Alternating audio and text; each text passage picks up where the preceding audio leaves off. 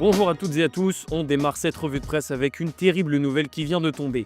Diogo Jota, l'attaquant de Liverpool, est décédé dans un accident de voiture avec son frère, a annoncé le journal Marca, une information confirmée par la fédération portugaise qui a publié un long tweet pour rendre hommage à un joueur fantastique, personne extraordinaire, avec une voix contagieuse, un accident qui se serait produit au niveau du kilomètre 65 de l'A52 aux alentours de la municipalité de Palacios de Sanabria. Malheureusement, l'accident a provoqué un incendie et la voiture a été engloutie par les flammes, un drame terrible qui va laisser les supporters de Liverpool, du Portugal et du football en général en deuil. Diogo Jota avait 28 ans, il venait juste de se marier le 22 juin dernier et profiter de ses vacances en famille en Espagne. L'information a choqué tout le monde, le Premier ministre portugais Luís Montenegro lui a d'ailleurs rendu hommage. La nouvelle du décès de Diogo Jota, un athlète qui a grandement honoré le Portugal et de son frère, est inattendue et tragique. J'adresse mes plus sincères condoléances à sa famille, c'est un jour triste pour le football et pour le sport national et international. La rédaction de Foot Mercato adresse ses plus sincères condoléances à sa famille et ses proches. On va essayer de revenir au football. Olivier Giroud, l'attaquant du LOSC, a été présenté à la presse hier.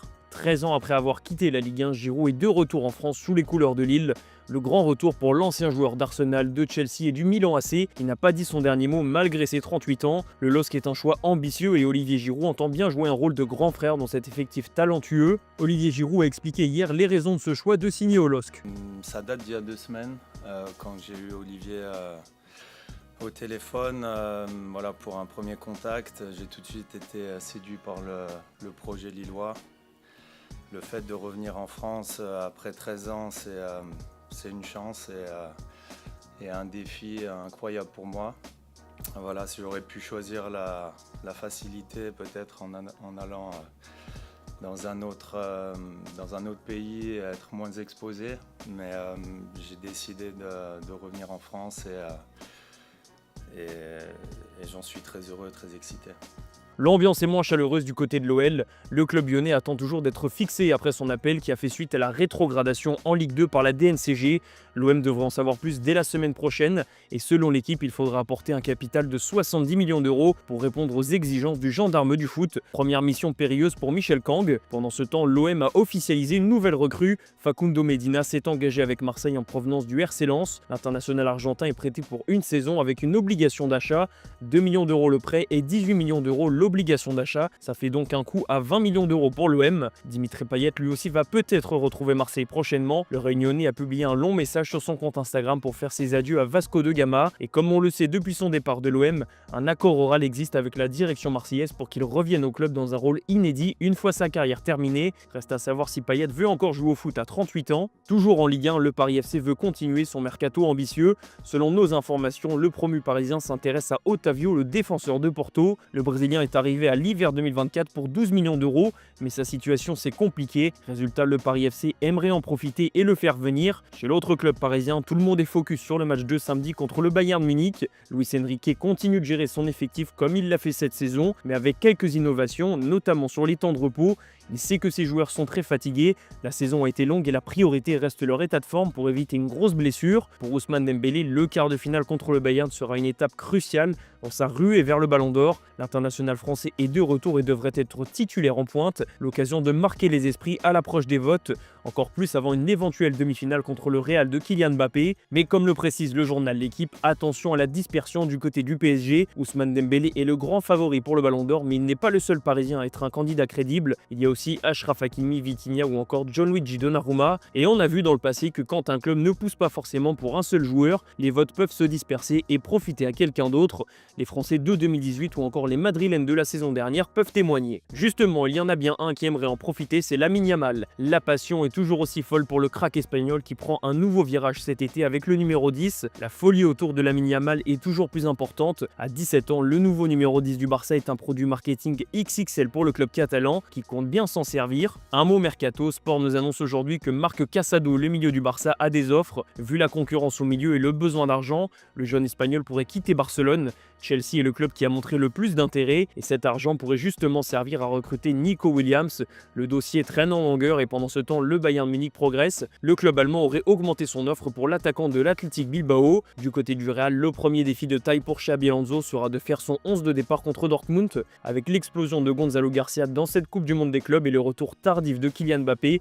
L'entraîneur espagnol va devoir faire un choix fort, conforter le jeune madrilène qui est sur une belle série, ou alors miser sur Mbappé qui n'est pas à 100% mais reste un joueur spécial. Un choix compliqué qui va nous en dire un peu plus sur les intentions de Xabi Alonso. En attendant, Gonzalo Garcia aura forcément du temps de jeu. Il est sur les traces de Raúl comme l'explique As, un joueur formé au Real qui a su saisir sa chance et marquer quand il le faut. On verra s'il enchaîne en quart de finale contre le BVB. En attendant, le Real peut aussi compter sur le soutien du syndicat des joueurs espagnols.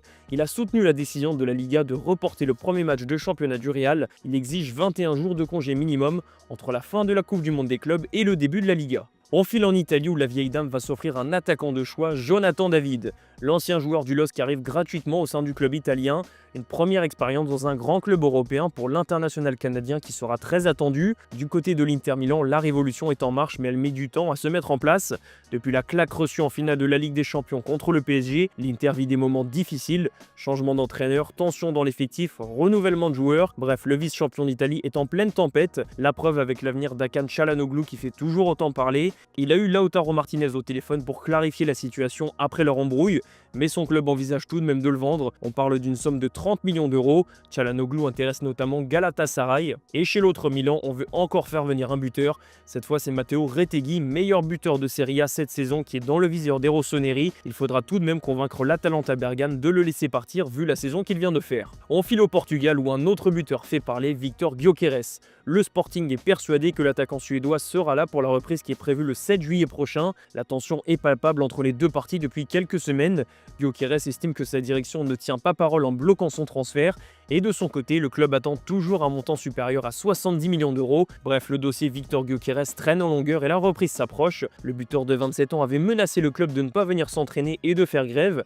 Mais du côté du Sporting, on reste confiant quant à sa présence. Réponse dans 4 jours. En attendant, en Angleterre, Manchester United a jeté son dévolu sur un autre attaquant, Ollie Watkins. Le numéro 9 d'Aston Villa est la piste numéro 1 des Red Devils vu la complexité du dossier Gyökeres. À Manchester City, l'heure est au bilan. Il y a des gagnants et des perdants suite à l'élimination précoce en 8e de finale de Coupe du Monde des clubs contre Al Hilal. Bernardo Silva, Tijani Reinders, Phil Foden ou encore Rodri sont les vainqueurs de cette compétition avec leur bonne performance. En revanche, moins de réussite pour Ederson, John Stones ou Nico Gonzalez qui sont considérés comme des flops. La révolution continue pour Pep Guardiola qui est en train de franciser le vestiaire de Manchester City. Ryan Cherki, Ryan Aït-Nouri, Jérémy Doku, Bernardo Silva ou encore Kuzanov qui arrive de Lens. Nombreux sont les joueurs francophones ou ayant joué en Ligue 1 dans l'effectif des Sky Blues.